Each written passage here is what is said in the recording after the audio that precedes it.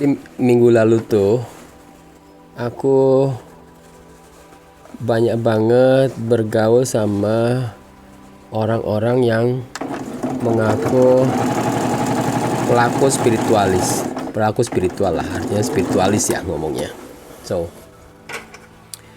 Dan entah ya, tapi minggu lalu itu banyak sekali kita diskusi tentang lautan, tentang segoro, tentang air bah, tentang hal-hal yang erat kaitannya dengan bencana yang disebabkan oleh air laut. Ya, yang katanya alam sedang murka, yang katanya semesta sedang self cleansing gitu kan. Dan mereka orang-orang yang mengaku spiritualis itu hanya bicara hal-hal yang sifatnya astral, sifatnya dongeng, sifatnya katanya gitu kan, yang mengkonfirmasi, memvalidasi hal yang memang dia dengar dari cerita orang lain, bahkan hanya by textbooks yang dikonfirmasi, divalidasi dengan sendirinya. Padahal namanya sejarah itu sebenarnya adalah cerita yang dibuat untuk kepentingan politik di saat itu. Ya, jadi sebenarnya aku tidak mau membicarakan hal yang tadi saya sampaikan di depan, bahwa dalam hal apapun kita ini harus menguasai tentang literasi. Ya. Karena kebodohan kita ini, kenapa otak atau IQ-nya orang Indonesia itu cuma satu level di atasnya simpanse kan? Karena kita tidak belajar tentang literasi banyak hal. Gitu. Ya. Mari kita kembali tentang laut. Ya. Bahwa saya melihat ada dua sisi yang harusnya kita memang melihat dari dua sisi. Satu dari sisi yang tradisional, satu di sisi modern. Gitu. Laut adalah ibu yang melindungi dan nafas kehidupan bumi.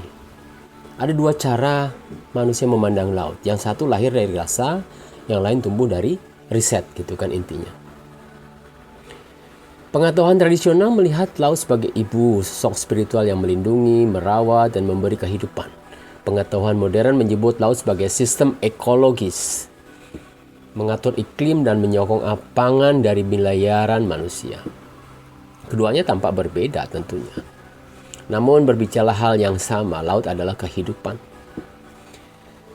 Saat kebijaksanaan leluhur dipadu dengan ketemuan ilmiah, kita tidak hanya memahami laut sebagai lebih dalam, tetapi juga menghormatinya sebagai bagian dari diri dan semesta.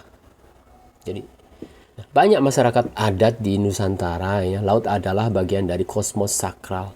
Ia bukan sekedar ruang fisik, melainkan ruang jiwa. Nah, contohnya nih ya, dalam masyarakat Bugis, laut disebut biring bosi, tubuh besi yang luas, tempat bersemayam roh dan leluhur. Di Bali, laut menjadi tempat ritual melasti, upacara penyucian diri dan alam sebelum nyepi. Dalam bahasa simbolik, laut bukan objek. Ia adalah subjek, entitas yang hidup dan punya jiwa. Ia disebut ibu karena memberi tanpa pamrih, melindungi tanpa diminta. Gelombangnya adalah nafas, arusnya adalah denyut bumi. Suku Bajo, pengembara laut, percaya laut memiliki hukum dan nilai. Melanggar laut berarti melanggar tatanan spiritual. Mereka hidup dengan rasa hormat, bukan dengan rasa kuasa. Nah, ilmu pengetahuan hari ini membenarkan apa yang telah lama dirasakan para leluhur. Laut adalah penyangga utama kehidupan. Ya. Nah, sekitar 50% hingga 80% itu oksigen di atmosfer dihasilkan oleh fitoplankton gitu loh, ya, yang hidup di atas permukaan air. Organisme kecil ini di laut berfotosintesis seperti pohon di darat gitu. Nah, tanpa mereka manusia tak bisa bernafas tentunya. Laut menyerap lebih dari 90% panas yang berlebih akibat pembakaran karbon gitu. Akibat emisi karbon menjaga suhu bumi tetap stabil gitu. Ya kan? Lebih dari 3 miliar orang tergantung pada laut untuk sumber protein harian mereka. Namun apa yang terjadi gitu? Apa yang terjadi? Laut kita ini luka. Penelitian IPCC menunjukkan suhu laut naik drastis, penyebab kematian terumbu karang dan gangguan rantai makanan laut. Setiap tahun sekitar 8 juta ton plastik dibuang ke laut. Gila kan? Saat kita berbicara tentang masa depan laut, kita perlu menyatukan dua pendekatan sains dan spiritualis.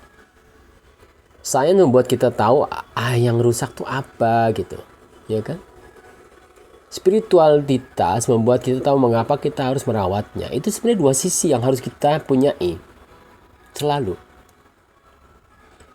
Laut bukan hanya sumber daya, ia adalah saudara tua dalam ekologi spiritual. Laut adalah bagian dari jiwa dunia. Menjaga laut adalah praktik kasih sayang, sebuah laku meditasi ekologis. Menatap laut adalah menatap cermin dari dalam diri. Luas, ya kan? Dalam, penuh misteri, dan seperti laut, jiwa kita pun dibersihkan dari keserakahan dan polusi ketidakpedulian.